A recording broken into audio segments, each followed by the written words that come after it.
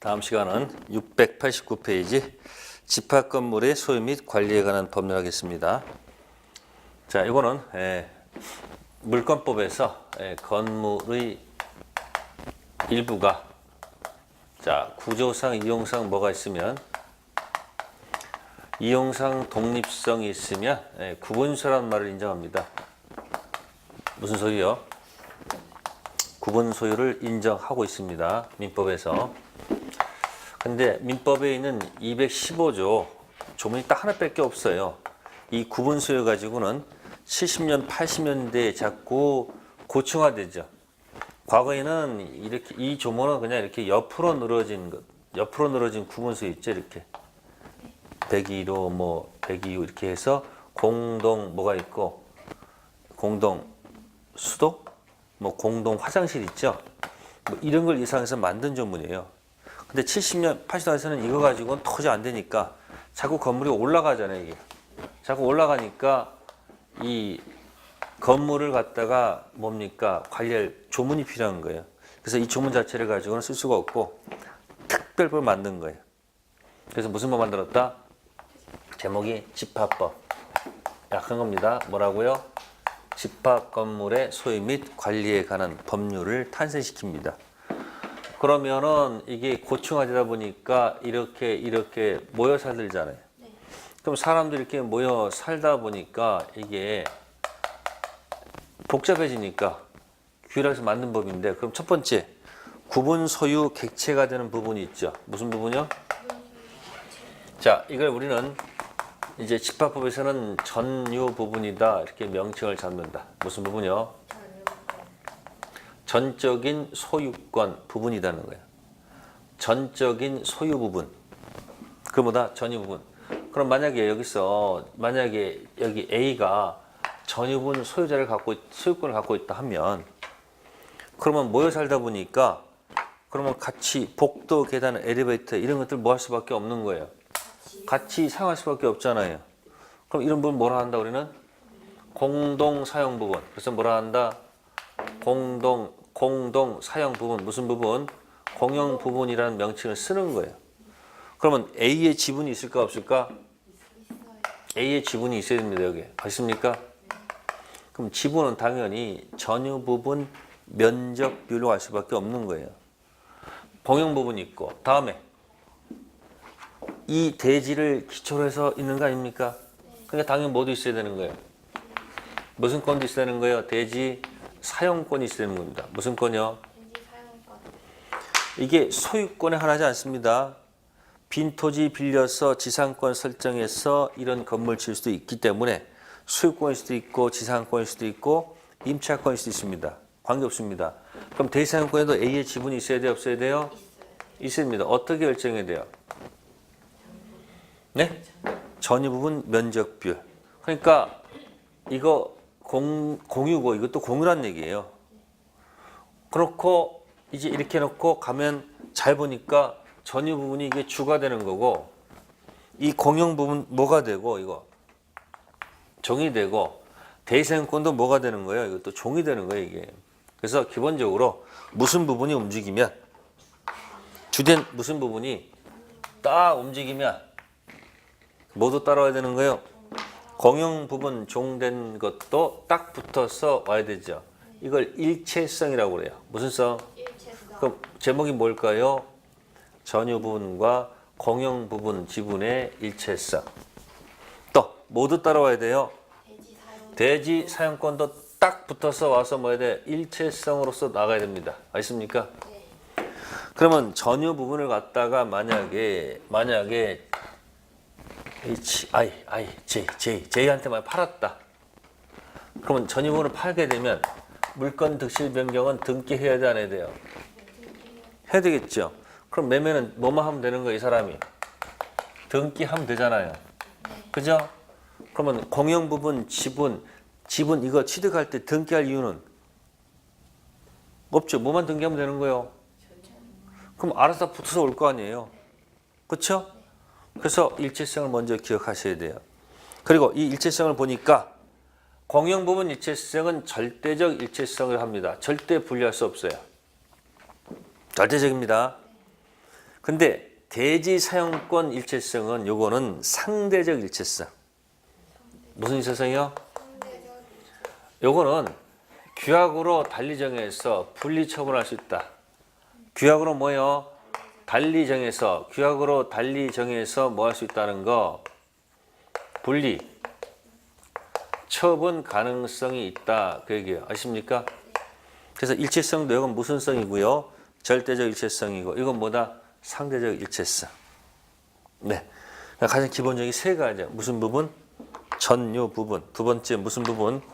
공용 부분. 세 번째 뭐다? 대지 사용권. 자, 봅시다. 전유 부분. 구분 소유권 객체가 되는 부분. 두 번째 점은 구분 소유권 객체가 될 수 있음에도 불구하고 공용에 제공된 경우는 무슨 부분이다? 공용 부분이다. 이 공용 부분이요. 첫 번째 뭐가 있냐면요. 당연 공용 부분이 있어요. 무슨 부분이요? 당연히 뭐요? 성질상 당연 공용 부분이 있고요. 또는 네? 플러스 뭐야? 규약상 공용 부분이 있어요. 무슨 부분이요? 공용 부분. 그래서 어떤 집합 건물 가면요. 이 아파트가 아니고 지금 뭐 이렇게 뭐 연립주택 같은 경우 있잖아요. 한 뭐 20세도 이렇게 산데 있단 말이에요. 그런데 보면 이 여기 호수 있잖아요. 이 101호를 갖다가 이걸 관리 사무실로 쓰는 경우도 있어요. 예? 그럼 무슨 부분을 할 수 있는 부분을 갖다가 전유분을 할 수 있는 부분을 갖다가 뭐로 해가지고 규약으로 해가지고 여길 관리 사무실로 공동 사용하겠다 할 수 있어요, 없어요? 그럼 이게 무슨 부분이 되는 거예요? 예? 공용 부분이 되는 거예요. 다만 이 취지를 101호 등기부에다가 이게 무슨 부분이라는 사실을 이 취지를 등기를 해야 안 해야 돼요? 해야죠. 그래야지 제3자가 봤을 때 101호가 공동 사용을 알아야 될 거 아니에요. 자, 그런 경우도 있습니다. 그래서 당연 공용 부분은 등기 이유가 없지만 무슨 부분은? 규약상 공용 부분은 그 취지를 뭐 할까? 등기를 해야 되지 않을까 하는 얘기죠. 자, 그래서 공용 부분 들어가니까 구조상 공용 부분은 등기할 이유가 없죠.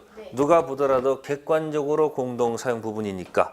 근데 규약상 공용 부분은 등기할 이유가 있고요. 공용 부분의 지분, 전유 부분 무슨 비율, 면적 비율. 다음 전유 부분과 공용 지분의 일체성, 절대 분리 금지죠. 자, 그걸 딱 색깔 칠해 놓으세요. 절대 분리 금지. 자, 그럼 이제 밑에 봅시다. 공용 부분 사용 용도에 따라 있죠. 그거 조심하셔야 돼요. 일반법, 민법에서는 네? 공유 있죠, 공유. 네? 공유에서는 사용을 어떻게 할까요? 사용을 이렇게 이제 지분 비율로 사용. 무슨 비율로? 지분 비율로 근데 지금 우리가 지금 하는 이 특별법 무슨 법? 특별법에서 집합법에서 이 공용 부분은 뭐죠? 공용 부분은 공유죠. 네. 공용 부분은 공유는 맞는데 이 공용 부분을 사용할 때 이걸 무슨 비율로 사용하면 지분 비율로 사용. 이 말이 안 되는 소리지. 그 면적이 넓은 사람은 엘리베이터를 끝까지 쓸 수 있고 면적 적은 사람은 중간 내리란 말이에요. 안 되죠. 따라서 특별법, 집합법 공용 부분은 용도 지원이니까 당연히 뭐에 따라서 용도에 따라서 사용하는 거 아닙니까? 용도에 따라서. 그래서 뭐 엘리베이터 용도가 원하는 다 쓸 수 있는 거고. 그래서 무슨 비율이 아니고. 지분 비율이 그러니까 이제 공부하다 보면 민법, 일법 너무 꽉 차가지고 문제 풀다가 자꾸 헷갈려가지고 이게 나와. 그래서 일반법, 민법, 공유는 뭐지만 지분 비율이 맞겠지만 공용 부분은 지분 비율 아니겠지. 당연히 뭐예요? 용도에 따라서 하는 거. 그거 조심해야 될 겁니다. 수익, 지분, 비율, 관리, 과반수, 결정, 변경. 경면 변경은 과반수 보통 결이고요. 현저한 변경은 4분의 3. 특별 결의가 있겠습니다. 다음 대지 사용권이 있습니다. 법정 대지가 있고 규약상 대지가 있습니다. 대상권은 소유권일 수도 있고 지상권, 임차권 관계없고요. 자, 세 번째 점.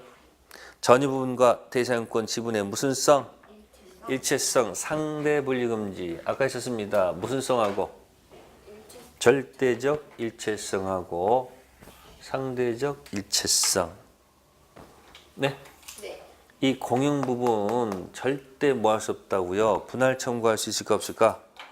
없어요. 우리가 일반법 공유는 분할 청구 돼야 안 돼요? 돼요. 되죠? 근데 여기 공용 부분은 뭐예요? 안 돼요. 이거 같이 운명 같이 되는 거기 때문에 절대 뭐 할 수 없어요?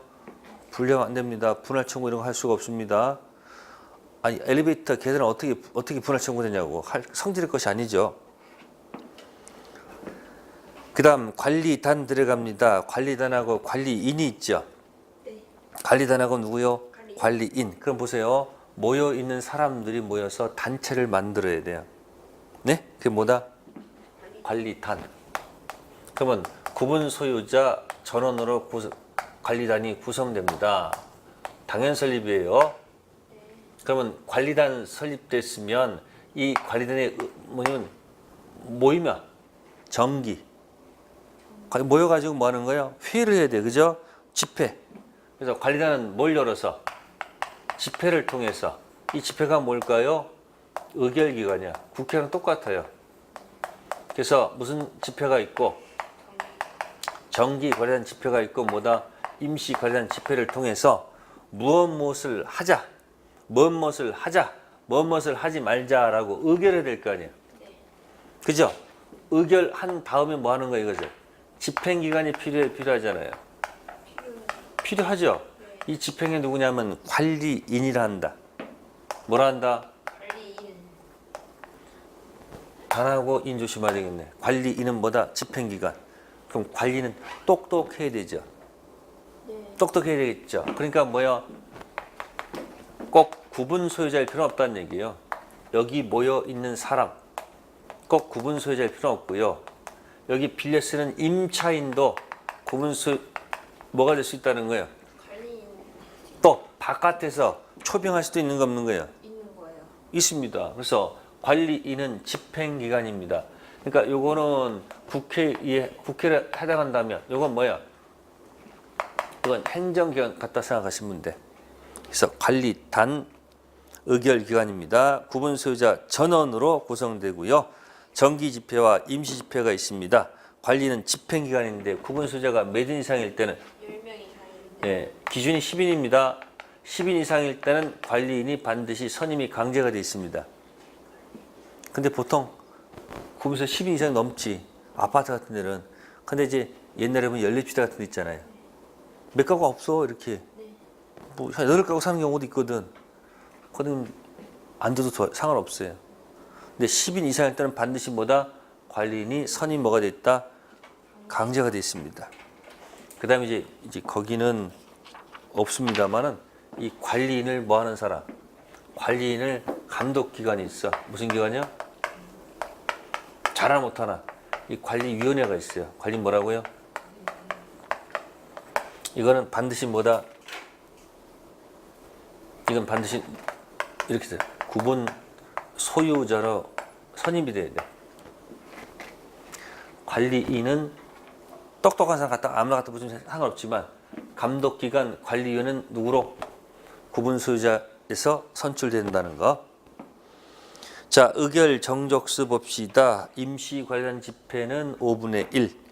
공용 부분 변경 4분의 3. 규약 설정 변경 폐지 4분의 3. 사용 금지, 경매 청구, 인도 청구 전부 다 4분의 3이 맞네요. 그 다음에 서면 결의는 관련한 집회 결의가 있는 것으로 봅니다. 5분의 4. 재건축 결의 2분의 1 초과 시, 공용부분 복구 결의 시 5분의 4. 그래서 중단한 것은 5분의 4가 되겠네요. 자, 그 다음에 넘기시고요. 의무 위반자 조치가 있네요. 상린관계 위반된 사람들이 있죠. 첫 번째가 제일 약한 게 뭘까요? 하지 말아라 하는 게 뭐예요? 행위 정지. 제목을 보러 제목. 행위 정지. 하지 말아주세요라고 좋게 말하는 거죠. 아, 근데 말을 안 듣네. 그럼 어떻게 돼요? 사용 금지하는 거예요. 청구하는 거예요. 세 번째는 야 진짜 못 살겠다. 쟤 아주 그냥 밖으로 내 쫓아야 되겠다. 경매충. 그래서 뭐야? 경매. 경매. 네? 할 수 있도록 법원에 뭐 하는 거예요? 청구하는 세 가지 일단 기본이에요. 마지막 건 뭐냐면 점유자. 누구요? 점유자. 빌려 쓰는 사람은 문제 이건 별 문제예요. 그럼 제일 먼저 요거 행위 정지는 일단 제일 약한 거기 때문에 첫 번째 재판 외도 좋고요. 네, 재판상도 좋다 그 얘기예요. 근데 사용 금지 같은 경우는 생각해 보세요. 사용 금지를 갖다가 재판 외에서 하면 안 됩니다. 반드시 뭐로 들어가야 되건 재판상 들어가야 되겠죠. 다음 이것도 경매 청구도 재판 외로 하면 안 되죠. 네. 재판상 청구하는 거예요. 아셨습니까? 네. 점유자 인도 청구도 이거 함부로 재판하면 안 되죠. 반드시 뭐다? 재판. 재판상 합니다. 제일 이거 비교하면 돼. 이거. 그 다음에 의결 정족수를 보게 되면 여기는 보통결이에요. 보통결이. 이거 뭐야? 과반수라면 돼. 뭐라고요? 과반수. 나머지 건 전부 다 4분의 3 특별결이에요. 전부 다 몇 분의 3? 4분의 3. 4분의 3 좀 특별결의로 가면 되는 거예요. 그러니까 요거 할 때 조심하면 돼요. 그리고 이거 정지, 청구 이런 거 들어갈 때는 각 구분소지하면 안 돼요. 아셨어요? 하는 게 아니고 관리인 또는 집회 결의 지정된 구분소재가 돼요. 지정된 구분하는 겁니다. 아셨습니까? 그래서 거기 보시면은 의무 위반자 조치에서 제일 먼저 기본적으로 행위 정지하고 사용 금지를 잘 비교하세요. 뭐하고 뭘 비교하라고요? 행위 정지하고 행위 정지하고 뭐다? 사용 금지. 그것만 일단 조심하시면 될 거예요. 비교가 되니까. 그 다음에 이제 경매 청구 들어갈 때는 바로 경매 들어가는 것이 아니고 재판상으로 저 구분소유자를 바깥으로 내쫓아야 되니까 경매할 수 있도록 허락해달라 그 얘기예요. 그래서 법원에서 경매도 좋다는 판결이 확정되면 몇 개월 이내, 6개월 이내 들어가면 된다는 거.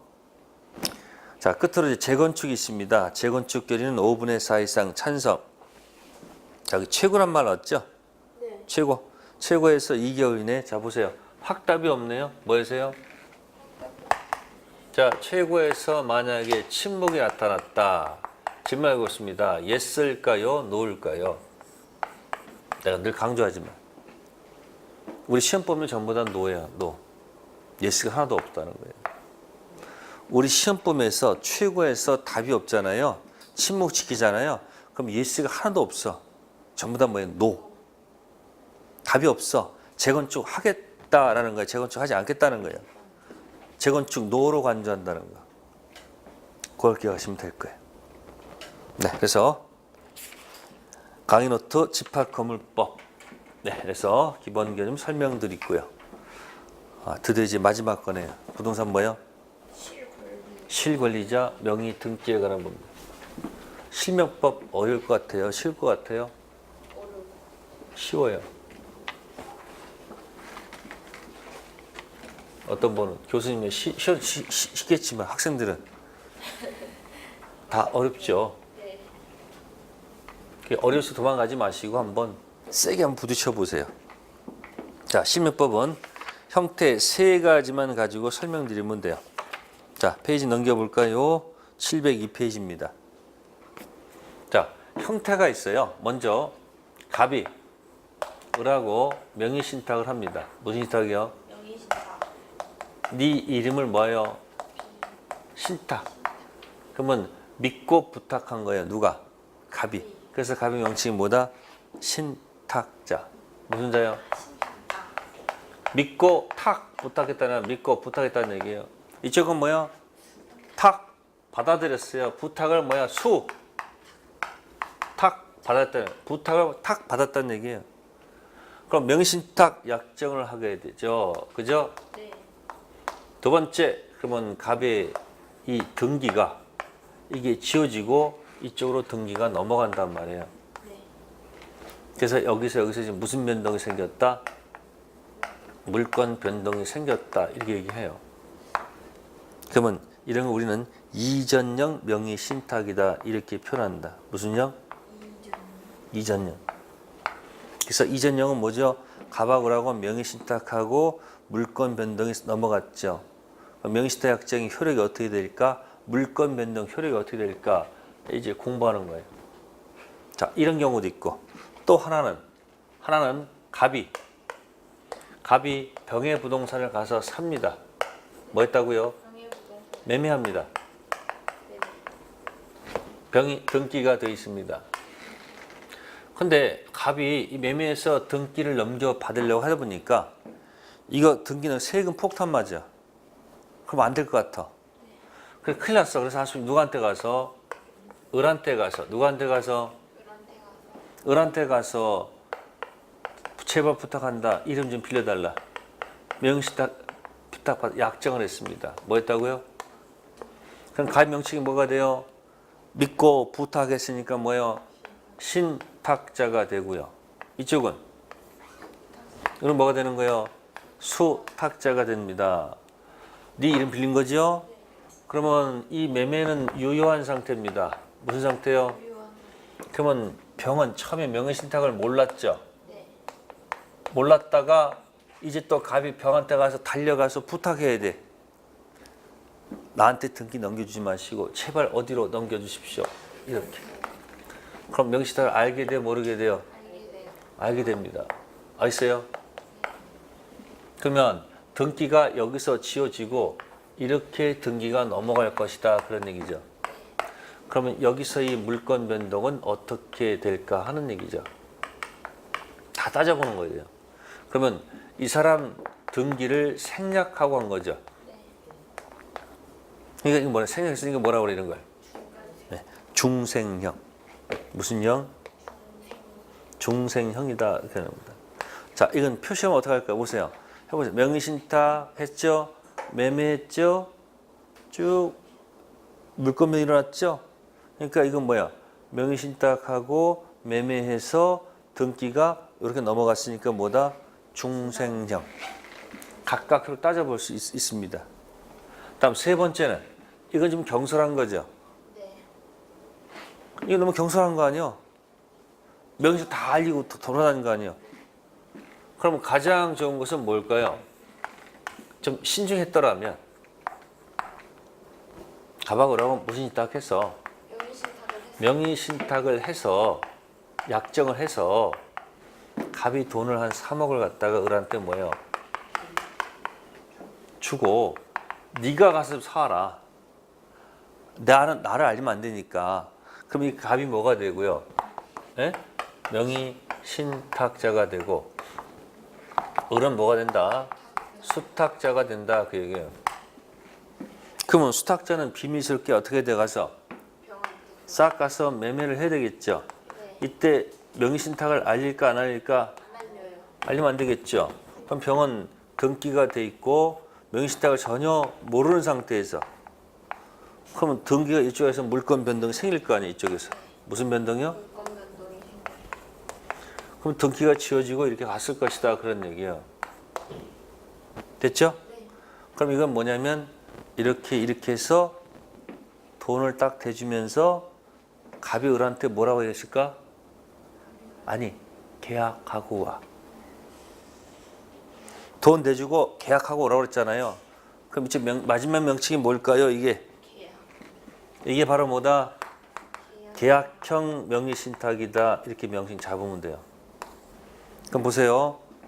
이게 무슨 형이죠? 이전형이죠. 넘어가는 거. 그럼 이렇게 해서 가는 게 뭐고? 이거 가는 게 중간 생략형이죠. 돈 대주고 조용히 가는 게 뭐죠? 계약형입니다. 이제 그래놓고 각각 따지는 거예요. 어디가? 702페이지. 자, 1번 들어갑니다. 가불간 명의신탁 약정과 이에 기한 을 앞으로 격려된 소유권 이전 등기는 모두 뭐다? 무효다. 따라 소유권은 신탁자 누구한테 기속된다? 자, 결정할게요. 명시타 약정 유효 무효? 무효. 물권 변동 무효다 그 얘기예요. 자, 소유자가 등기부상 을로 돼 있어도요. 미안하지만 소유자는 누구다? 네, 그래서 소유자는 누구다? 갑이다. 그런 얘기야. 아셨습니까? 소유자 누구라고요? 갑. 소유자 결정이 중요합니다.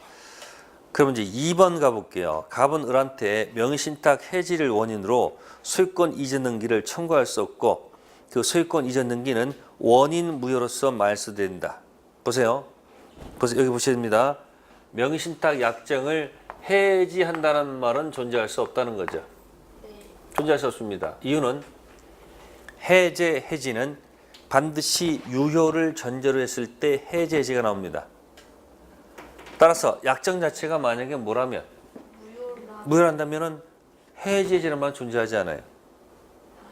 단지 이제 갑은 무슨 자로서? 그러니까 무슨 자로서? 소유자로서 이 사람한테 뭐요? 말소 들어갈 수도 있고 아니면 우리가 많이 쓰는 거 있죠. 무슨 뭐 있죠? 맨날 하는 거 진정. 응? 진정 명의 회복을 원인으로 해서 무슨 등기?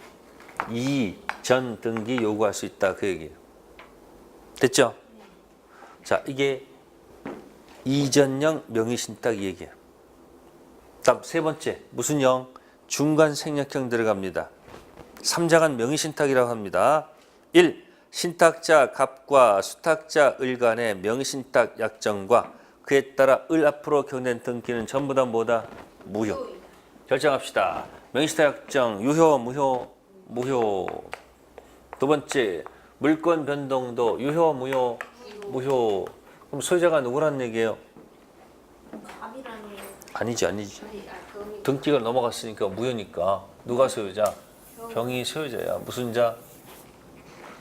병이 소유자야. 무효 등기야. 누가 소유자? 병이 소유자야. 자, 2번 따라서 소유권은 원래 소유자인 매도인 병에게 귀속된다. 병은 무효인 을 명의의 등기 말소를 뭐 할 수 있다? 청구할 수 있습니다. 네, 청구할 수 있습니다. 그런데 병이 움직일까 안 움직일까? 안 움직일 거예요. 그거 할수 누가 움직여야 돼요? 갑이 움직여야 되겠지. 그래서 3번에 보십시오. 다만 매도인 병과 매수인 갑 사이 매매 계약은 뭐하다? 유효하죠. 그다음 따라서 갑은 병한테 매매 대금 반환 청구를 할 수가 없죠. 다만 갑은 누굴 대위해서? 네, 이렇게 가야 돼요. 누굴 가야 돼요? 대위해서 가야 돼요. 어떻게? 누굴 대위해서? 이렇게 해서 이렇게 갔다가 이렇게 올 수밖에 없어요. 이걸 뭐라 한다? 대위. 이자가 이쪽에 안 줄 거 아니에요. 그때 뭐 한다? 갑은 병의 말소 등청을 뭐 해서 대위해서 갔다가 일로 올 것이다. 3번 아시겠습니까? 즉 보세요. 을이 임의적으로 넘겨주는 건 문제 없죠. 이쪽도 임의적으로 넘겨줘도 관계없어요. 어차피 이렇게 갈 거 그냥 관계없어요. 그러니까 병이 만약에 무슨 길을 택해서 사람의 길을 택해서 그냥 넘겨줘도 실체관계 부합함으로 유효한 거예요. 아셨습니까? 근데 만약에 무슨 길을 가겠다고 법의 길 안 주겠다고 버티는 경우 있을 거 아니에요. 근데 할 수 이렇게 갈 수밖에 없다는 거예요. 아셨어요? 임의적으로 넘겨주는 건 다 관계없습니다. 근데 안 넘겨줬을 때 갑이 쓰는 건 못 밖에 없다. 이렇게. 자, 이게 무슨 형?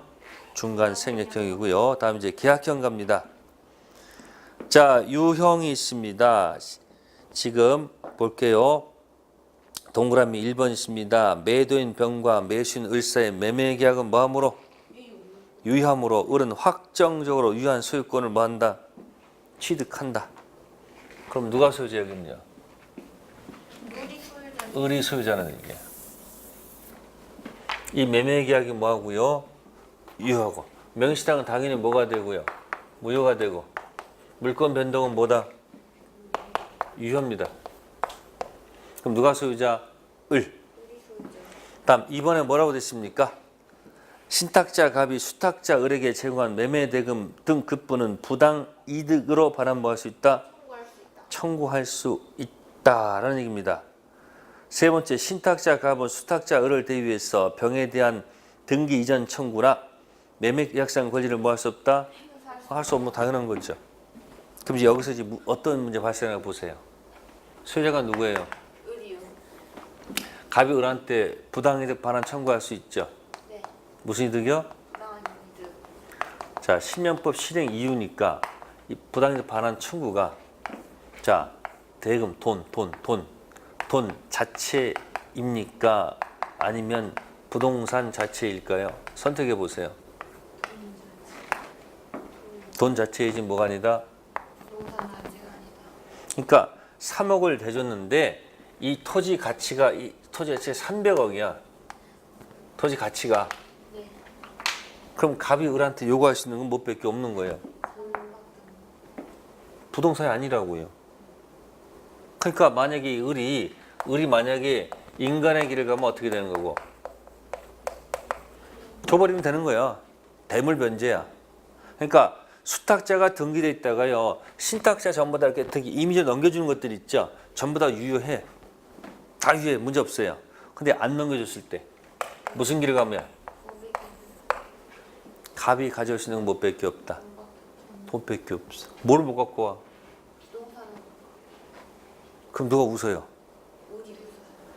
그러면 이 세 가지 중에서 누가 여러분들한테 와가지고 이름 좀 빌립시다 왔어. 이전형, 중간상형 이런 걸 하지 마. 하려면 뭘 해야 된다고요? 이름을 해야 되는 이런 걸.